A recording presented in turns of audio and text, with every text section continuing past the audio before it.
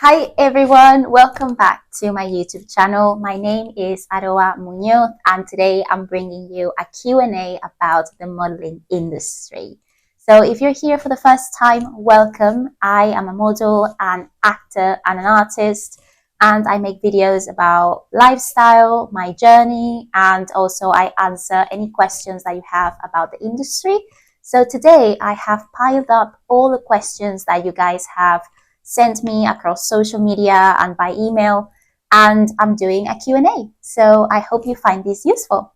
Right, so first question that people ask me the most is how do you get started as a model?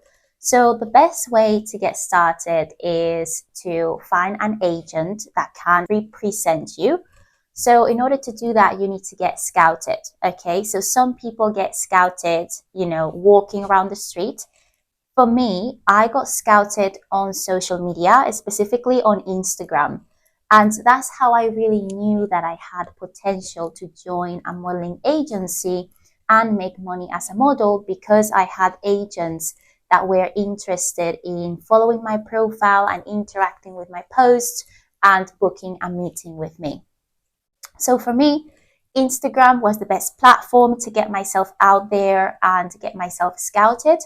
But you can also apply to modeling agents on the website. So they do have a Scout Me section or an Apply to the Agency section where you can submit your pictures and they can consider you for representation. Right, question number 2 is, how much do you make as a model? So I do have to tell you that I think the amount of money that you make as a model really depends on where you are working, as in what city and what country.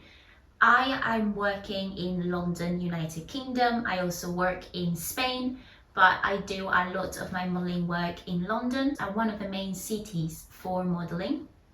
What we earn as models is divided into two parts. So the first part is your day rate. So you will be given a day rate, which if you're signed to an agency, it almost never falls below £300. Almost never. That's a very minimal rate for a day that you work on set. But usually is more. That is the day rate. Approximately, if you're a normal model. Okay, if you are a celebrity, please, that's completely different. I am talking about normal models who are not famous, who are just working in the business and making money as they use their talents on set, right? So you have the day rate, like I said. I would say minimum around £300, but it usually is a bit more. And then we have what's called usage. Okay, so depending on how the content that's generated on set is going to be used, then we actually get paid for a usage fee depending on where the content gets used, like what countries. Is it a campaign that's going to be used on stores? Is it going to be on social media? There are different budgets for different usages, and this is something that a modeling agency has a lot of experience calculating. They know how to calculate the usage fees of the content that will be created on set. Now, the usage fees is actually the biggest amount of money that you get. It often is thousands and thousands of pounds, depending on what you shoot and how it's going to be used. It can be a couple thousand, or it could be like a lot of thousands. It really depends on the campaign itself. So as you can see, there is a lot of potential and there is a lot of room for earning good money in this business. So next question is, do you have to be tall to join a modeling agency? I have to be honest with you, I am not runway tall, so I do have to tell you, I don't think that the modeling industry is just runway. There's so much in the modeling industry that I've been able to do with my own skills that is not runway.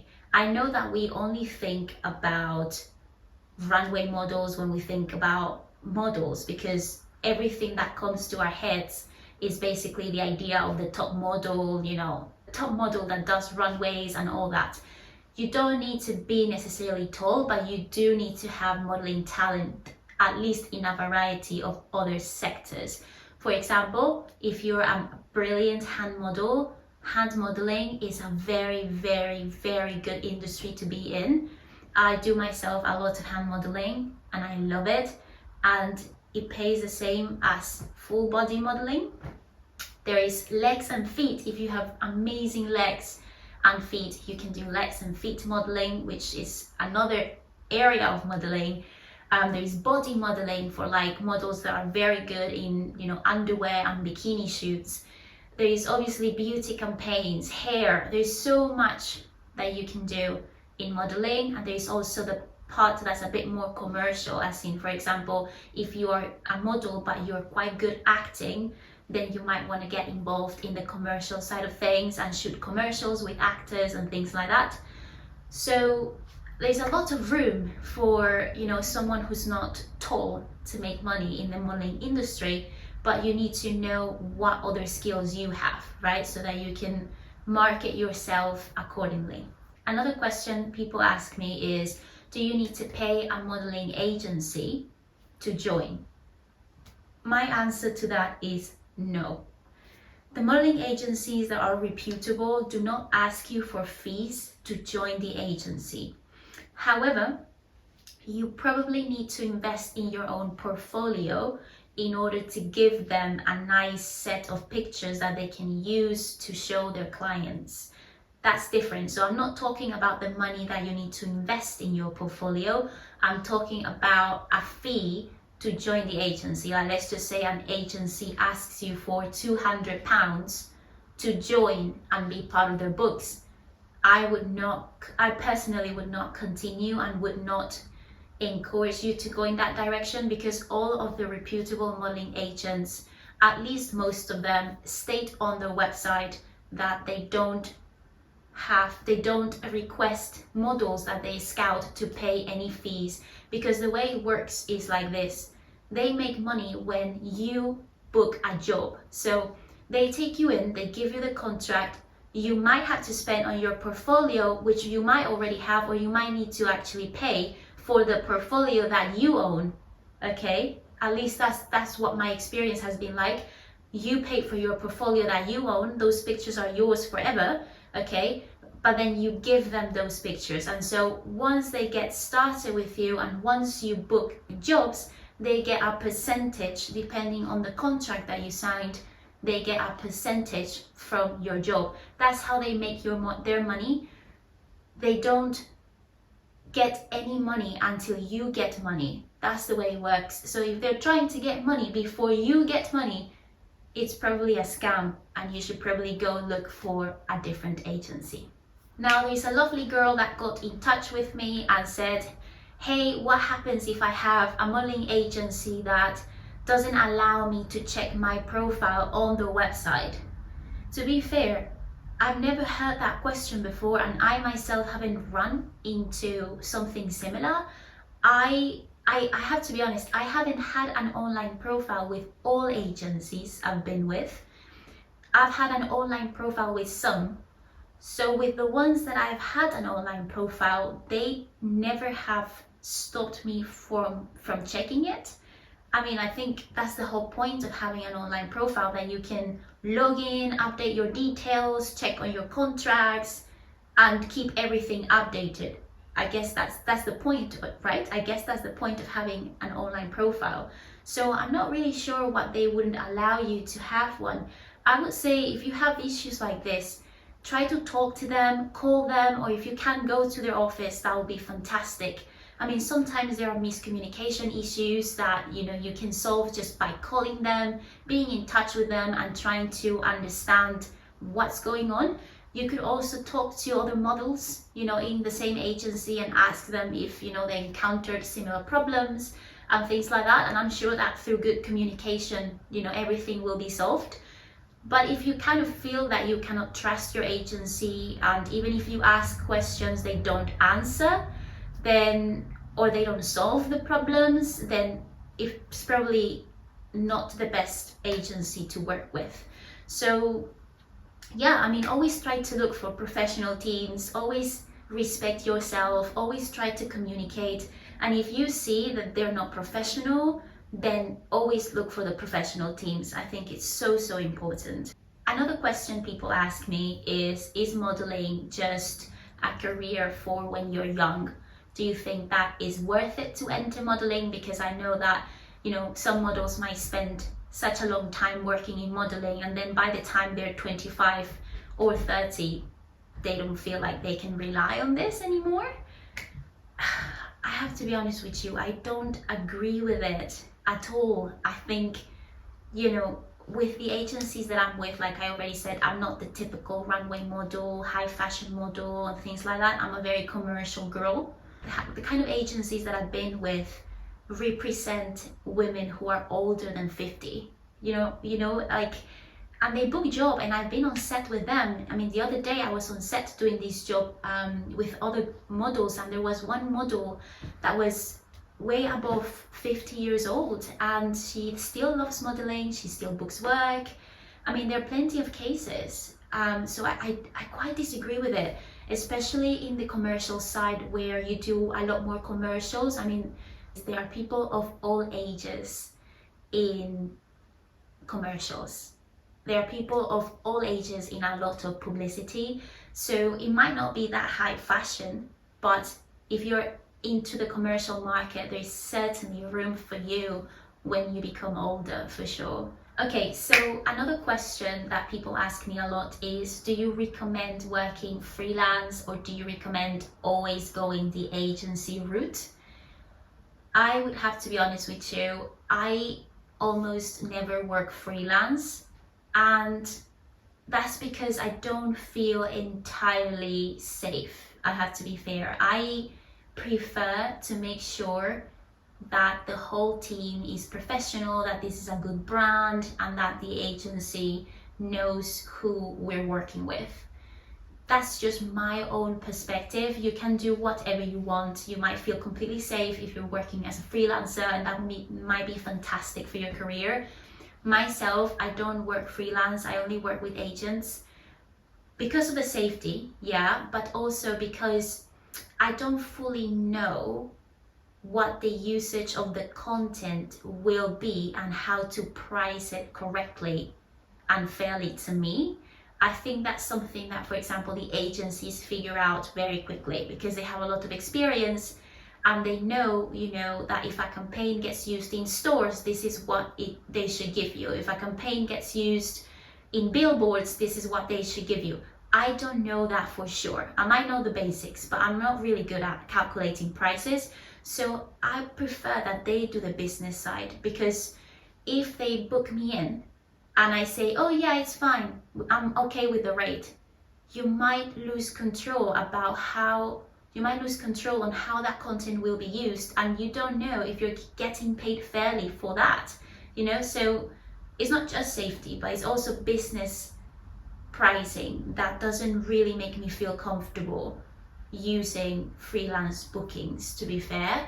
I will much rather send any kind of potential booking that comes outside of the agency to an agent, but that's just my own perspective. Again, there are a lot of freelance models that are very happy, and they will say something completely different. So it really is up to you to test the waters and see what kind of career you want to have and how you feel more comfortable. Okay, and the last question for today's video is, once you actually figure out how to make some money in the modeling industry, how do you actually make this a long business? Because I'm going to tell you something, this is not the typical 9-to-5 job, okay? You're not going to be necessarily working with an agency every day, at least not when you start. You have to build your business. This is a business, and you are the one heading it. You are the leader of your own modeling business. The agency is not the leader. You are the one that has to decide how you want to run your career, and you have to figure out how you're going to get more and more bookings. That's something that you need to understand, because a lot of aspiring models, they come into this business and they think that being signed with an agency means that they're going to work full time constantly, and that's so not the case. Like, you can be signed with an agency and not work. and you can be signed with another agency and work a lot. What a lot of people actually wonder is how to make this possible, because you might be with an agency, but then how do you make a living, give yourself a good living, but also be available for whenever they need you, because they can need you anytime. And I have to be honest with you, you need to be willing to work anytime, okay? And that's something that people don't understand, and it's normal, it's difficult. I think if you start modeling when you're young and you have no pressure of making a living, then that's amazing, because you might be in high school and you can maybe miss school a couple of days to do a few modeling jobs here and then, and so you're building experience. And if you get to the point that you can quit, high school, become a homeschooled kid and actually become homeschooled and continue modeling, then that's fantastic. But the challenge comes when you actually are an adult and you need to earn a living and do modeling at the same time. You need to find things that are flexible enough to combine with modeling, and this is more of a challenge than you think, because like I said, a lot of careers are 9-to-5 employment contracts, which will completely kill your ability to be a model. That's something that you have to figure out for yourself. I mean, what kind of things can you do? It's up to you, really. There are a lot of models that do bartending, waitressing. The same thing happens for actors. Like actors, when you are starting out, you don't work every day. So how do you make sure that you pay your bills at the end of the month? I mean, living in cities like London, New York is very expensive, right? So that is one of the main challenges, and you have to figure out a career that's flexible enough to combine with your modeling business. And by the way, this is one of the reasons why a lot of people quit, because they're not looking for the long-term challenge of figuring out how they can sustain this business in the long run. Okay, a business really requires sacrifices. It's not the typical 9-to-5 job, employment contract where you have everything under control, you know exactly what you're doing, and at the end of the month you'll get this specific pay. This is a completely different life. And so you need to figure out how to make it a success, but also how to combine it with other things in a way that you can make it a success. Because obviously when you start out, you might not make enough money as to sustain yourself. Just saying that, okay? So have a think about flexible careers, flexible jobs, flexible things that could go alongside your modeling career up until you boom, hopefully, if that's what you wish, okay? Anyway, so I hope you found this video useful, okay? If you have more questions about the modeling industry, please drop them in the comments and I can make a follow-up video. To be fair, I think this is a very interesting topic and I think we can all support each other with different comments and questions and conversations. I mean, this is why I'm on YouTube. So I hope you found this useful and I'll see you all in my next video. Bye!